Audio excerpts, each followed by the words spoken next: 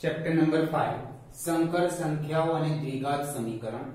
દ્વિઘાત સમીકરણ તો 10મા ધોરણમાં ભણી ગયા છો. આ સંકર સંખ્યાઓ તમે પ્રાકૃતિક સંખ્યાગણ, પૂર્ણ સંખ્યાગણ, પૂર્ણાંક સંખ્યાગણ, ત્યારબાદ સમય સંખ્યાગણ, અસમય સંખ્યાગણ અને વાસ્તવિક સંખ્યાગણ આટલું તો જાણો છો. હવે એક નવો સંખ્યાગણ સંકર સંખ્યાઓ આવે છે. આ સંકર સંખ્યાનો ઉપયોગ ક્યાં થયો આપણે તો કે દ્વિઘાત સમીકરણ ax2 bx c 0 માં જો વિવેચક d, તમે કદાચ વિવેચકને આમ ડેલ્ટા વડે પણ દર્શાવ્યો હોય અથવા d વડે પણ દર્શાવાય, b2 4ac લેસ ધેન 0 હોય, પોઝિટિવ હોય, આ d વિવેચક ડેલ્ટા અથવા d પોઝિટિવ હોય તો એનું વર્ગમૂળ નીકળે અને આ રીતે બીજ શોધતા હતા તમે -b ± √d/2a. આ રીતે તમે બીજ શોધતા હતા. પણ ક્યારે બીજ શોધતા હતા કે જ્યારે b2 4ac પોઝિટિવ હોય ત્યારે. કેમ પોઝિટિવ લેવાનું કે આપણે એનું અહીંયા વર્ગમૂળ લેવાનું છે, ધન સંખ્યાનું જ વર્ગમૂળ મળે. પણ અહીંયા તો એવું કીધું છે કે d b2 4ac less than 0 એટલે કે d નેગેટિવ હોય તો સમીકરણનો વાસ્તવિક ઉકેલ મળતો નથી. વિવેચક d નેગેટિવ હોય તો વાસ્તવિક ઉકેલ મળતો નથી. એનો અર્થ એવો કે તમે 10મા ધોરણમાં ભણી ગયા તો એવું ભાઈ આનો ઉકેલ મળતો નથી, d નેગેટિવ આવે છે એટલા માટે. પણ એ d નેગેટિવ આવે છે એ વાસ્તવિક સંખ્યા ગણમાં એનો ઉકેલ મળતો નથી, પણ એનો ઉકેલ સંકર સંખ્યામાં મળે છે. આ પ્રકારના સમીકરણનો ઉકેલ મેળવવા માટે, આ પ્રકારના સમીકરણનો ઉકેલ મેળવવા માટે સંકર સંખ્યાઓનો ઉપયોગ થાય છે. સૌપ્રથમ આપણે √i અત્યાર સુધી √-1, સૌપ્રથમ આપણે √-1 ને i વડે દર્શાવીએ અથવા i2 √-1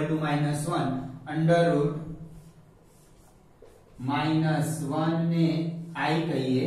બંને બાજુ વર્ગ કરી દઈએ તો વર્ગ કરીએ તો વર્ગમૂળ જતું રહે, આ -1 તો રહેવાના જ છે. is equal to i2 is equal to -1 અથવા i2 is equal to -1. અત્યાર સુધી આપણે એવું ભણી કે ઋણ સંખ્યાનું વર્ગમૂળ નીકળે નહીં, પણ અહીંયા સંકર સંખ્યાઓમાં ઋણ સંખ્યાનું પણ વર્ગમૂળ નીકળશે. વાસ્તવિક સંખ્યા ગણમાં ઋણ સંખ્યાનું વર્ગમૂળ નતું નીકળતું. આપણે ઘણીવાર આવું ભણી ગયા છીએ કે x2 - 4 is equal to 0, x2 is equal to 4, x is equal to +or -2. બરાબર. પણ આમ હોય એની જગ્યાએ કે x2 + 4 is equal to 0, x2 is equal to -4. તો આપણે એવું કહેતા કે ઋણ સંખ્યાનું વર્ગમૂળ મળે નહીં એટલે x મળે નહીં આપણને, આ અશક્ય છે.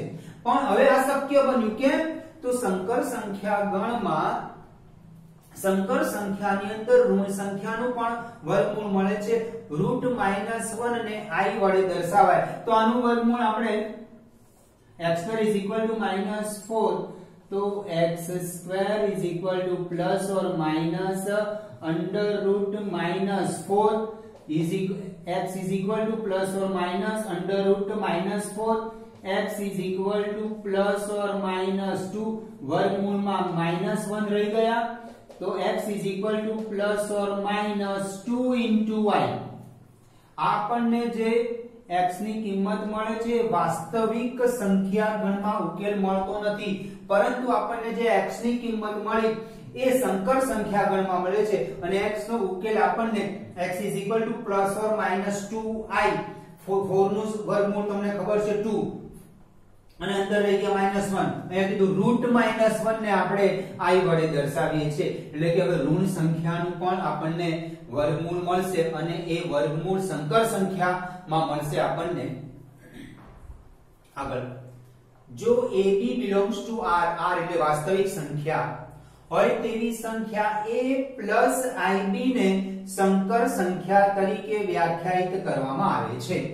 એ સંકર સંખ્યા કેવી હોય તો સંકર સંખ્યા a પ્લસ ib ને સંકર સંખ્યા તરીકે વ્યાખ્યાયિત કરવામાં આવે છે સંકર સંખ્યા z અને z વડે દર્શાવાય છે સંકર સંખ્યાને સંકર સંખ્યા z a પ્લસ ib માં a ને z નો વાસ્તવિક ભાગ કહે છે તેને સંકેતમાં real part of z re of z real part of z વડે દર્શાવાય છે b ને જો i જોડે જે ગુણાયેલા છે b ને z નો કાલ્પનિક ભાગ કહે છે તેને સંકેતમાં ઇમેજનરી પાર્ટ પેલો રિયલ પાર્ટ અને ઇમેજનરી પાર્ટ ઓફ z વડે દર્શાવાય છે દાખલા તરીકે સંકર સંખ્યા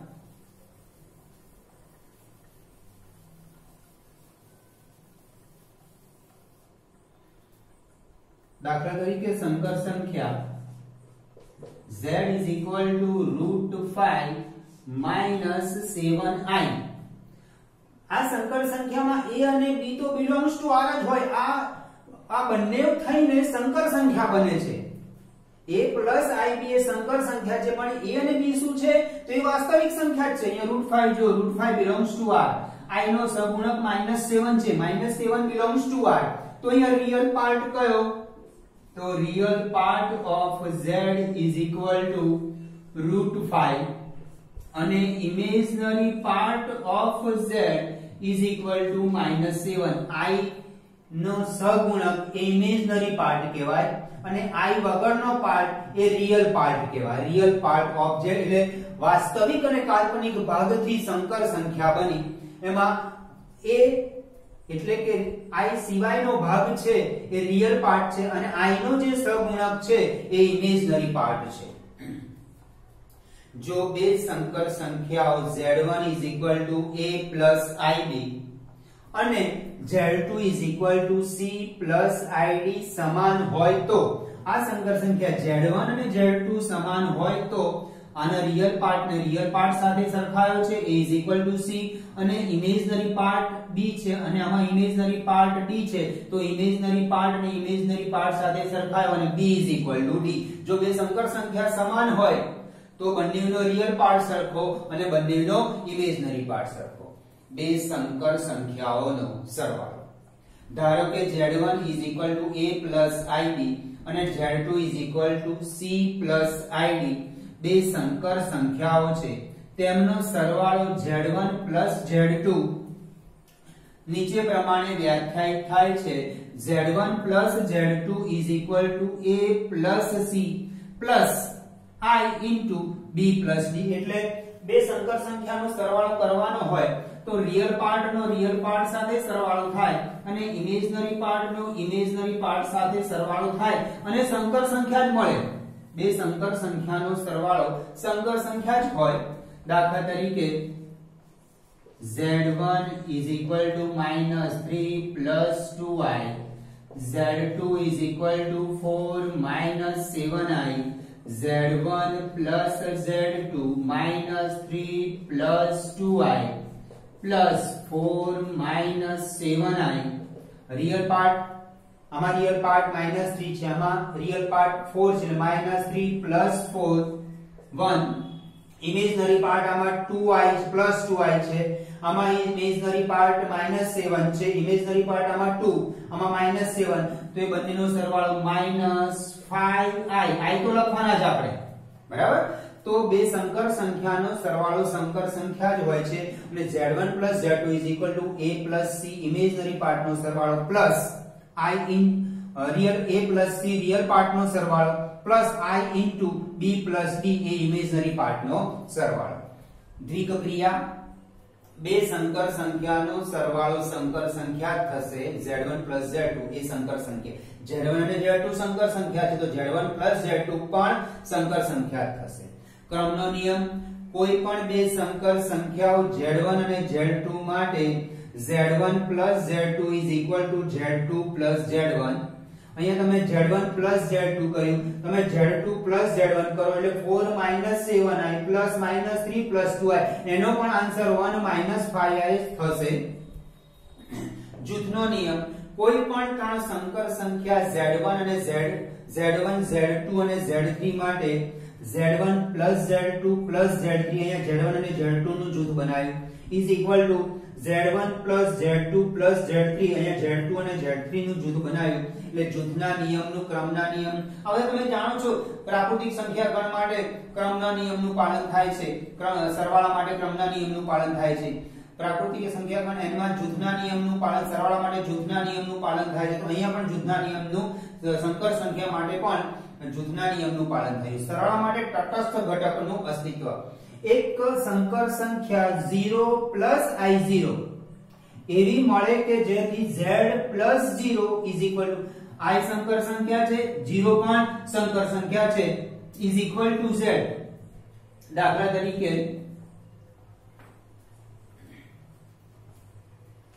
તરીકે z ઇઝ ઇક્વલ ટુ -8. ધારો કે સંકર સંખ્યા z is equal to -8. Sir -8 ક્યાં સંકર સંખ્યા? સંકર સંખ્યા તો આપણે આને જ કહીએ છીએ a ib હોય. આમાં તો ફક્ત a છે, આ ભાગ તો છે જ નહીં, તો આને સંકર સંખ્યા કેમ કહો છો? તો આ સંકર સંખ્યા z છે અને આમ પણ લખાય -8 + i * 0. બરાબર. આનો રિયલ પાર્ટ છે -8 અને ઇમેજનરી પાર્ટ નથી આપ્યો એટલે 0. એટલે તમે દરેક સંખ્યાને n, હવે આવું થશે n subset z subset q subset r subset c. સંકર સંખ્યાને ઇંગ્લિશમાં કોમ્પ્લેક્સ નંબર કહેવાય. તો એના માટેનો કોમ્પ્લેક્સ નંબર એટલે c. n subset z subset q subset r, આટલા સુધી તો જાણતા હતા તમે. અને સબસેટ c.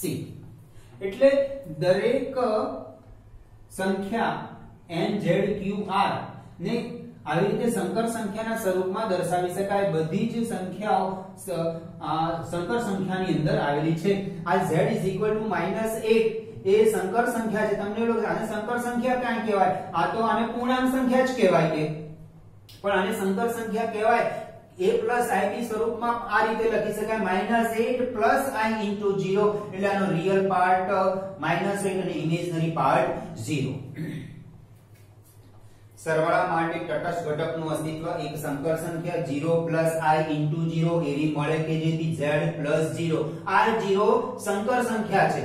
આ સંકર સંખ્યા તો 0 પણ સંકર સંખ્યા, 0 સંકર સંખ્યા એટલે 0 + i0 છે ઇઝ ઇક્વલ ટુ z. આ સંકર સંખ્યા 0 ને સરવાળા માટેનો તટસ્થ ઘટક અથવા શૂન્ય સંકર સંખ્યા કહે છે. 5 સરવાળા માટેનો વ્યસ્ત ઘટકનું અસ્તિત્વ. દરેક સંકર સંખ્યા z = a + ib માટે સંકર સંખ્યા -a - ib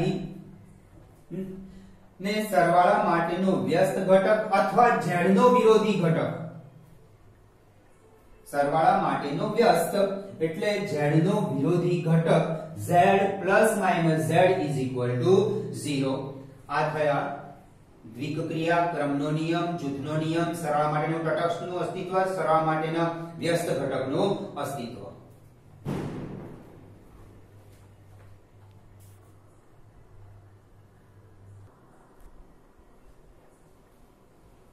બે સંકર સંખ્યાઓનો તફાવત. ધારો કે z1 અને z2 બે સંકર સંખ્યાઓ છે, તેમનો સરવાળો એટલે કે તેમનો તફાવત z1 - z2 આ પ્રમાણે વ્યાખ્યાયિત છે. z1 - z2 = z1 + z2. જે રીતે બે સંકર સંખ્યાઓનો સરવાળો કરીએ છે, રિયલ પાર્ટનો રિયલ પાર્ટ સાથે સરવાળો, ઇમેજનરી પાર્ટનો ઇમેજનરી પાર્ટ સાથે સરવાળો, તેવી જ રીતે બે સંકર સંખ્યાઓનો તફાવત કે બે સંકર સંખ્યાની બાદબાકી પણ એ જ રીતે કે રિયલ પાર્ટનો રિયલ પાર્ટ સાથે બાદબાકી અને ઇમેજનરી પાર્ટનો ઇમેજનરી પાર્ટ સાથે બાદબાકી કરીને વ્યાખ્યાયિત કરી શકાય છે. બે સંકર સંખ્યાઓનો ગુણાકાર. ધારો કે z1 = a + ib, z2 = c + id. બે સંકર સંખ્યાઓ છે.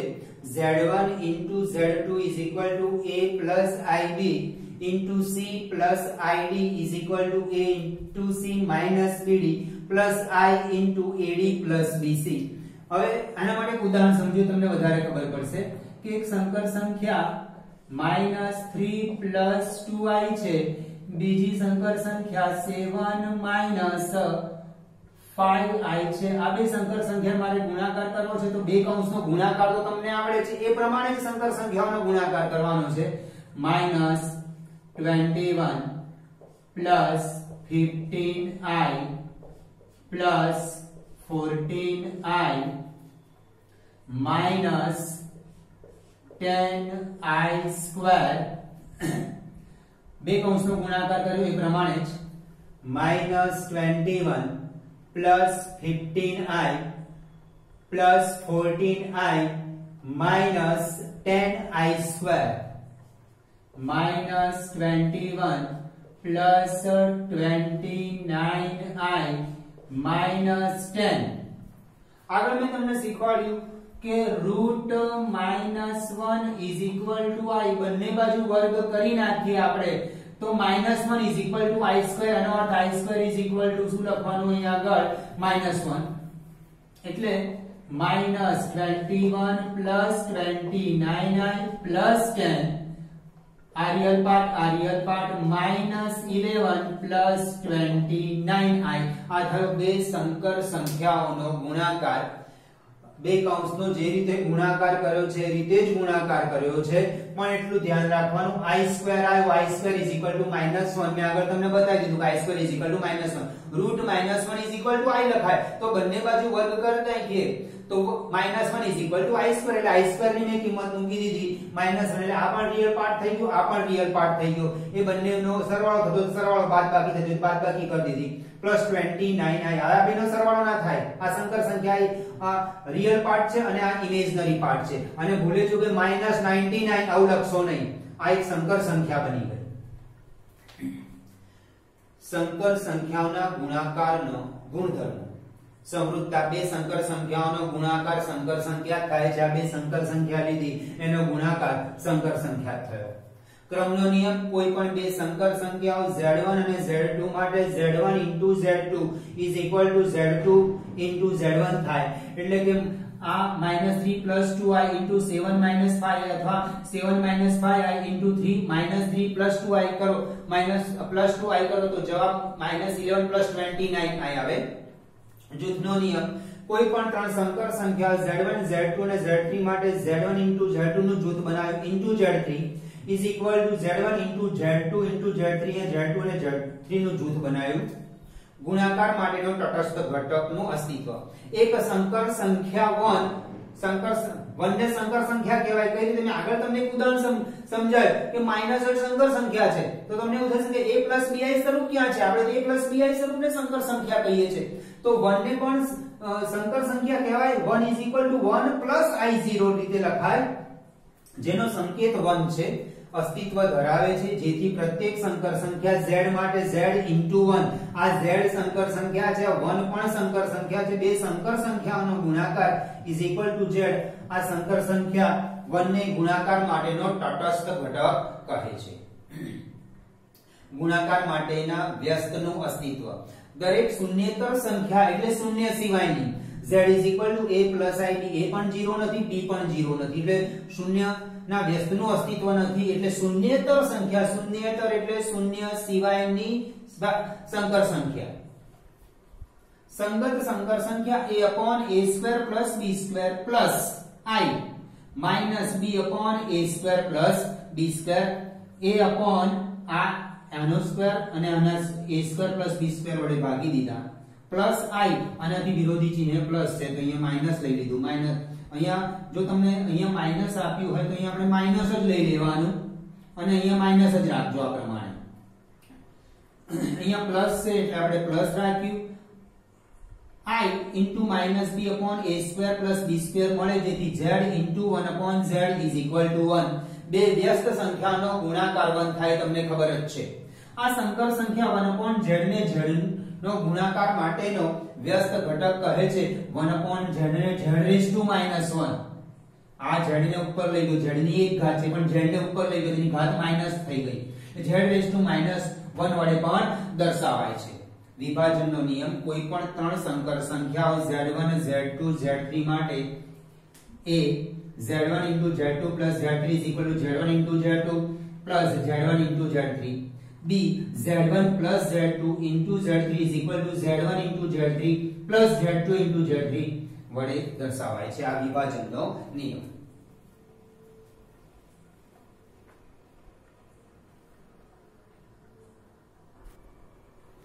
બે સંકર સંખ્યાઓનો ભાગાકાર ધારો કે z2 શૂન્યેતર હોય એટલે શૂન્ય ન હોય તે બે સંકર સંખ્યાઓ z1 અને z2 છે તેમનો ભાગાકાર z1/z2 નીચે પ્રમાણે વ્યાખ્યાયિત છે. અહીંયા ખાસ લખ્યું છે કે z2 શૂન્યેતર હોય એટલે કે z2 શૂન્ય ના હોવો જોઈએ એટલે કે છેદ 0 હોય તો અવ્યાખ્યાયિત થઈ જાય એટલે z2 શૂન્યેતર હોય તે બે સંકર સંખ્યાઓ z1 અને z2 છે તેમનો ભાગાકાર z1 અને z2 નીચે પ્રમાણે વ્યાખ્યાયિત થાય છે. z1/z2 is equal to z1 into 1/z2. અહીંયા 1 ગુણેલા જ હોય છે પણ આપણે લખતા નથી પણ આ રીતે એને વ્યાખ્યાયિત કરી શકાય. વ્યાખ્યા આપી છે z1 into 1/z2 is equal to z1 into z2 raised to -1. z2 ને અંશમાં લઈ ગયો તો એની ઘાત 1 છે તો અંશમાં ગયો એટલે ઘાત માઈનસ થઈ ગયો i ની ઘાત. હવે i ની ઘાત i square is equal to -1. i cube ને લખાય આ ક્યુબ છે અને યુગ્મ અને અયુગ્મ છૂટમાં પ્રમાણે ઘાત છૂટા પાડ દો. i square into i square એટલે -1 into i is equal to -i cube minus થાય.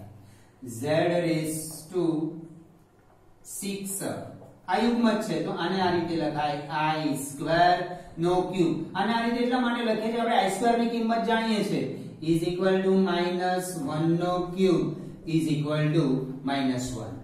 આમ હોય i raised to 25 તો યુગ્મ અને અયુગ્મ આમ છૂટા પાડે i raised to 24 into i. હવે i raised to 24 અને એક i આમાંથી છૂટા એટલા માટે પાડી દીધા i raised to 24 લખવાનું કારણ શું કે આને આ રીતે લખી શકાય i square raised to 12 into i. અને આપણે i square ની કિંમત જાણીએ છીએ is equal to -1 raised to 12 into i. -1 raised to 12 એટલે પ્લસ થઈ જવાનું છે એટલે ફક્ત રહેશે i રહેશે. આમ હોય i raised to 98 તને આ રીતે લખાય i raised square raised to 49. આ તો યુગ્મ જ છે તો i square raised to 49 લખાય અને આ બેનો ગુણાકાર એટલે 98 થયો. 2 into 49 એટલે 98 થઈ ગયો. i square ની કિંમત છે -1 raised to 49 is equal to -1. આમ હોય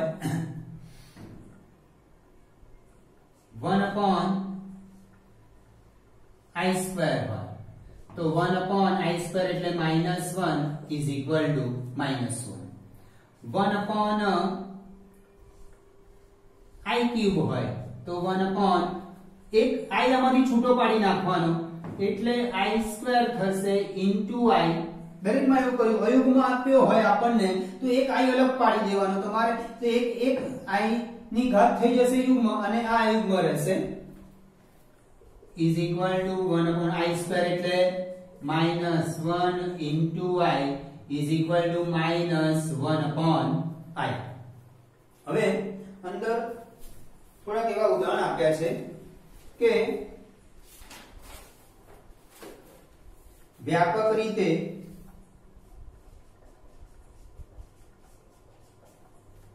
કોઈ પણ પૂર્ણાંક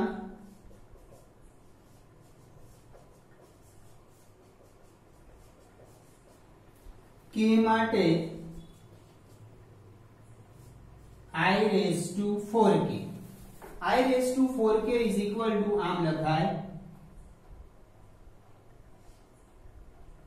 i square raised to 2k i raised to 4k થઈ ગયું. i square એટલે -1 raised to 2k કે કોઈ પણ પૂર્ણાંક હશે કોઈ કે પોઝિટિવ હશે કે નેગેટિવ હશે પણ અહીંયા 2 આવ્યો છે એટલે ઘાત યુગ્મ થઈ જવાની છે એટલે આનો આન્સર આવશે 1 આવશે. i raised to 4k plus 1 અને આ રીતે અલગ પડી જાય ઘાતમાં સરવાળો છે તો આ રીતે ગુણાકારમાં અલગ પાડો i raised to 4k into i હવે i raised to 4k તમને ખબર છે 1 into i is equal to i આ તો તમને કદાચ ખાલી જગ્યામાં પૂછી શકે હવે i raised to 4k is equal to તો minus i raised to 4k plus 2 એને આ રીતે અલગ પાડી શકાય i raised to 4k into i square i raised to 4k 1 આવે તો મને સાબિત કર્યું 1 into i square એટલે -1 is equal to -1 1 into -1 is equal to -1 i raised to 4k એટલે તો 1 અહીંયા સાબિત કર્યું છે આપણે અને i square એટલે -1 કહેવાય એટલે 1 into -1 is equal to -1 આમ પણ i raised to 4k plus 3 અને i raised to 4k into i cube i raised to 4k અને 1 કહેવાય i cube નથી ખબર તો ઘાત છૂટી અયુગ્મ ઘાત છે છૂટા પાડ દો i square into i square ને આ 1 i square ને કહેવાય -1 અને આ i રહ્યા is equal to -i